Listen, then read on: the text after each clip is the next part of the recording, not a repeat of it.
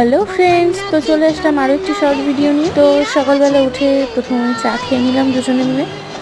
তারপর যথারীতি যেমন রান্নাঘরে আসি তেমনই রান্নাঘরে চলে আসলাম। তো প্রথমত বলে রাখি, এটা আমার আজকের ভিডিও নয়, বেশ কয়েকদিন আগের ভিডিও।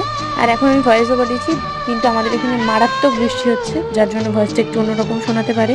আর আজকের মেনু তো আমাদের দুজনেরই খুবই পছন্দের। তো দেখতেই পাচ্ছ, বেশ রসিয়ে কষিয়ে একেবারে চিকেন রান্না করছি।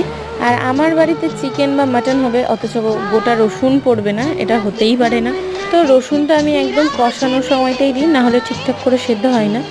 তারপর ফোটানোর জল দিয়ে ঝোলটা একটু কমে আসলে দিয়ে দিলাম গরম মশলা। আর এদিকে আমাদের চিকেন রেডি। আর এদিকে হবে উচ্ছে আলু ভাজা, তাই আমি উচ্ছে আর আলুটাকে কুচি করে নিলাম। আর এর মধ্যে পড়বে চিংড়ি মাছ, কিন্তু আমি ছোট চিংড়ি পাইনি, তার জন্য বড় চিংড়ি মাছগুলোকে একটু টুকরো করে নিয়েছি। তারপর এটাই ছিল আজকে আমাদের লাঞ্চ। আর চিকেন হয়েছে বলে ও বললো যে রাত্রে একটু লুচি করো, তাই এটা ছিল ডিনার। Thanks for watching.